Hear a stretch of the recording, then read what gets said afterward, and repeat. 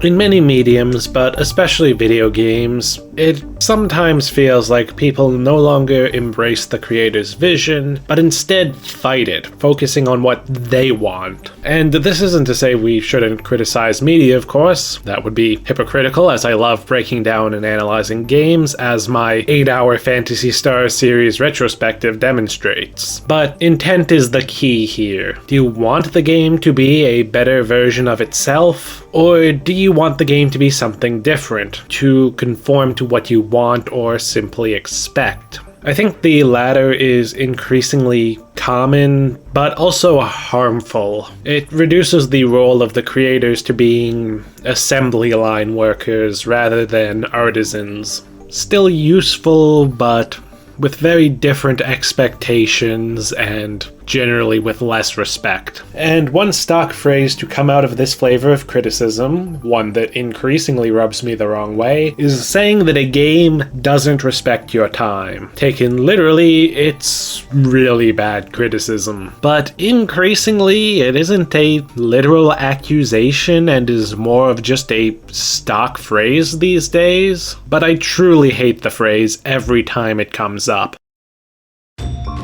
But first, because this is the internet, let's head off some criticism and focus on the situations where there definitely is a problem with the way a game treats your time. Because it is obviously false to say that there aren't any games that waste your time. There are, of course, a lot of games that don't just not respect your time, but are actively hostile towards it. Mostly live service games, and I think it is good to call these out. I find that when a game is demanding I do daily stuff in order to progress, that it is the game actively adding tedium that makes it less enjoyable and takes up more of my time in order to psychologically manipulate me. Plus, some games just have chunks of very shameless padding.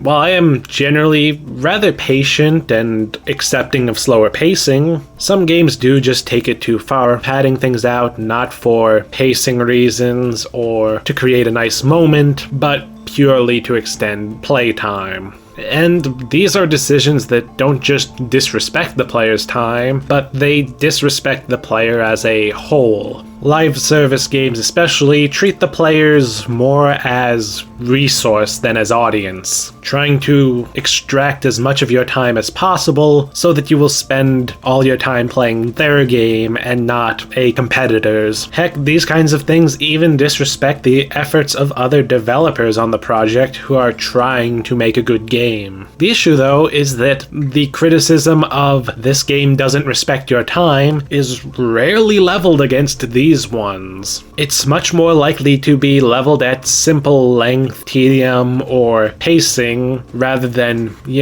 actively hostile design. Heck, it's rarely even leveled at the systems many modern games include that pad things out, needless upgrade systems and the like. Nor is it leveled against the sorts of battle passes that exist to manipulate you into spending more and more time on a game, whether you want to or not, because if you don't, then you won't get your money's worth. While the phrase, "it doesn't respect your time," implies intent, it is so rarely used when there actually is clear intent. Instead, it's mostly used where there's a misstep or the player disagrees with what the developer was trying to do. A failure of quality is not a moral failing. Practically speaking, the biggest issue with saying a game doesn't respect your time is that it is vague and also kind of a deflection. It feels like it serves to deflect disagreement by phrasing it in a way that shifts the focus away from the player's feelings towards the game, treating the thing the commentator doesn't like as an objective fact and the result of a moral failing of the developer. It's a sort of preemptive defense to accusation that the reviewer is just impatient or has a short attention span, which I am inclined to assume is why it got popular before it just outright became a stock phrase. Part of this is unfortunately a result of and response to the trend towards trying to assign objective or moral qualities to matters of opinion regarding media. Probably most visible in the debate around difficulty in a post-Dark Souls world, but similar debates have been around for a long time, most prominently and relevantly regarding grindy or otherwise tedious content, especially within MMORPGs. Perhaps it was inevitable that some people treating willingness to endure these tedious systems as making them morally superior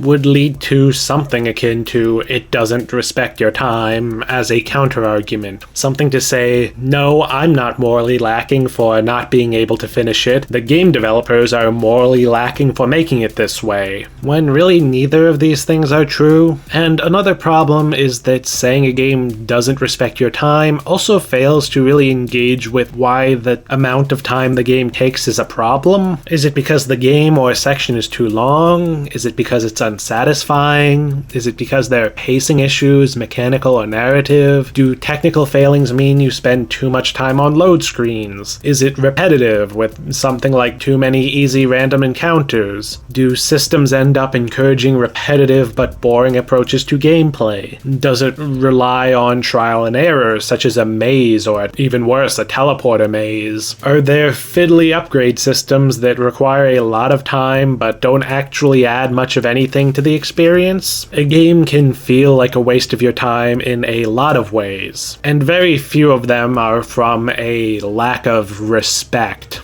Bluntly, whenever I hear something about respecting your time, it ends up distracting me from any actual valid points that the commentator might have. Admittedly, part of that is because I do tend to see red whenever I hear that phrase. Demanding that you be respected is generally a great way to lose my respect, but at best, saying it doesn't respect your time degrades good criticisms by adding a low blow to it. It shifts the discussion by saying there wasn't a design misstep or a disagreement in priorities between the developer and player. It's saying that the developer thinks ill of you, the player. Plus, I also just don't like the criticism because I think sometimes there are design decisions that do make things take longer but add to the experience. Sometimes something slow or tedious can be immersive. I mean, look, this shouldn't surprise you. I like old school Monster Hunter. When Monster Hunter DOS wanted me to gather 35 Machilite ore across 2 upgrades for a weapon, and I had to do it 1 or 2 per quest, I liked it.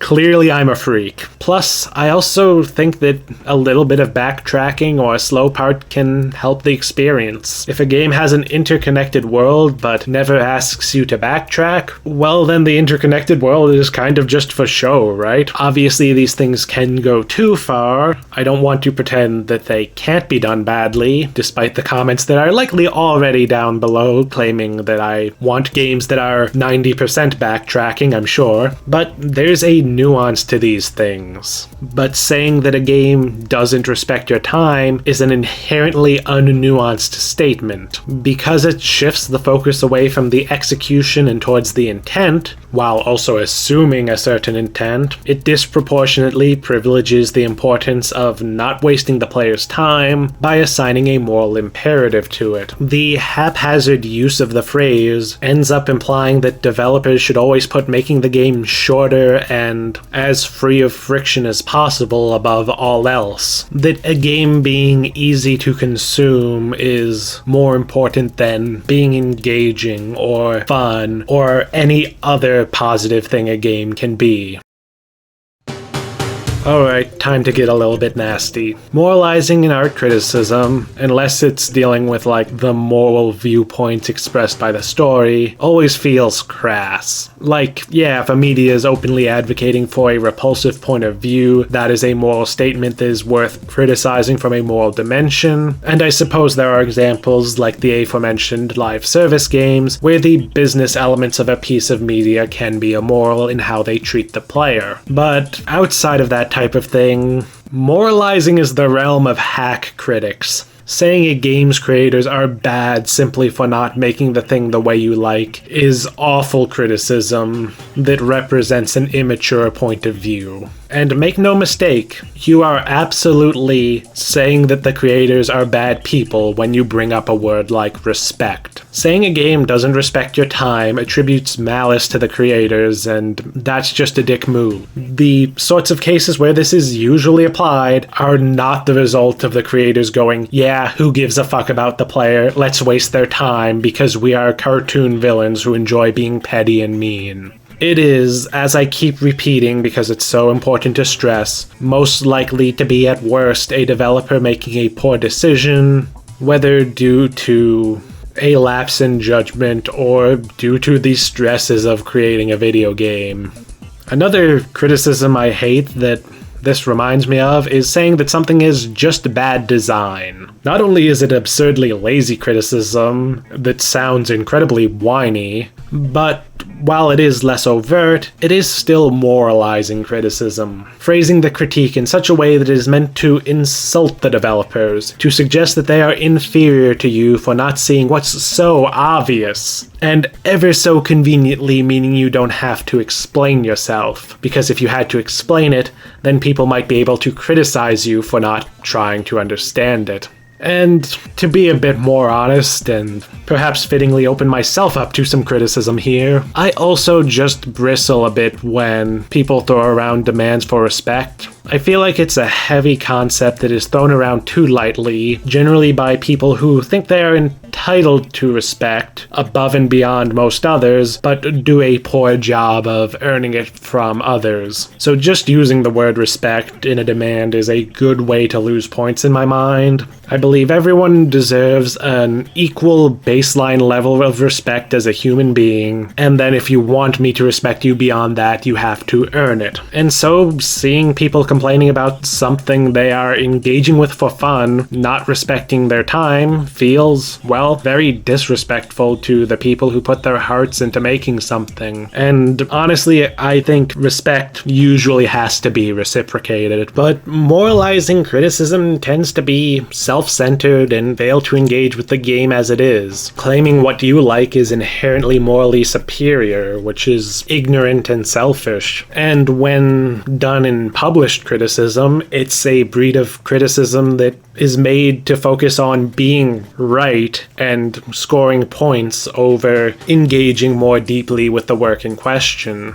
It doesn't serve to do anything except stroke the critic's ego and those of the audience by demeaning the developers. It often leads to the same sort of place as calling entire genres dumb and saying that games like that shouldn't be made anymore. And there's way too much hostility and sensationalism on the internet already. We don't need this shit. Not over fucking video games. Hell, I feel a bit bad for how harsh I have to be here. Saying a game doesn't respect your time feels like it's throwing back to the now rather stale angry critic style, because apparently these days on the internet it's not enough to just say you don't like something, or unthinkably to just not mention not liking something that isn't ultimately very important. You have to have a snarky comment to dig at the developers and at people who do like something. It leads to a rather petty feeling from a lot of game criticism where games need to be exactly what you want, screw everyone else, which in turn ends up feeling like it comes from a very vapid and consumerist approach to art, that art exists not as a piece of the creators that we're lucky enough to get to experience, but as something that is supposed to give you exactly what you want, or as something to simply be consumed so that you can say that you've done it and then move on. It's just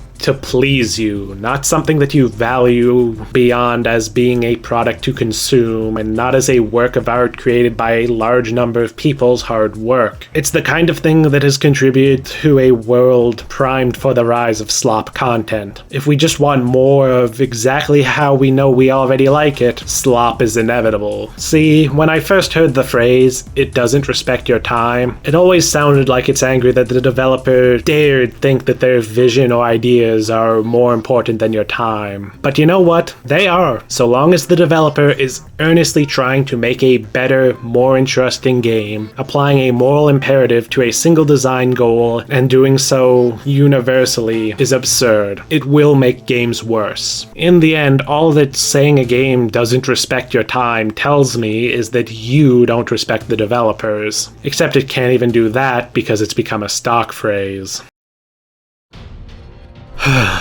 As much as I despise the phrase with a passion, I try not to hate people who use it. It has, unfortunately, become a sort of stock phrase. It's god-awful, but people use it without really thinking. Even critics who I know are good, who I know respect game developers and the work that it takes just to make a functioning video game, never mind a great one, use this phrase at times. So, I'm not saying you're awful if you do use it, although if you think that's what I have been saying, then you probably have stopped watching by now. I just don't think it's a phrase that belongs in good, civil conversation about video games. It's not good, it makes you look like an asshole, but maybe it's all a sign of the times. I do feel like there's a lot of bad criticism on the internet these days. It's so often more about scoring points and punching down on games in order to sound superior.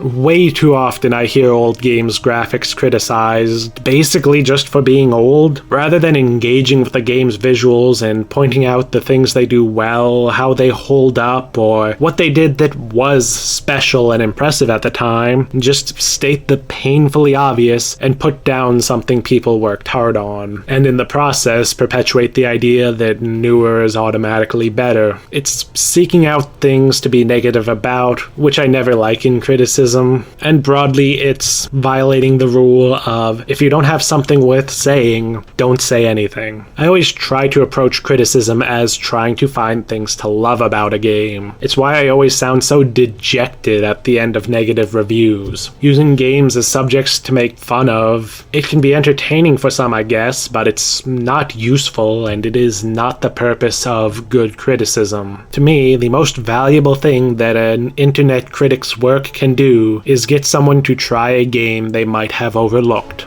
Anyway, I'm trying to keep up a 2-video-a-month schedule, trying to do one lighter one and one bigger one, and I've had this topic on my mind for a long time, so I thought it'd be good for one of these put some B-roll on and just yap for a while kinds of videos. I do truly hate the phrase that a game doesn't respect your time, and if this can convince at least one person to never say it again, I'll call that a success. But for now, this is Mikhail, signing off.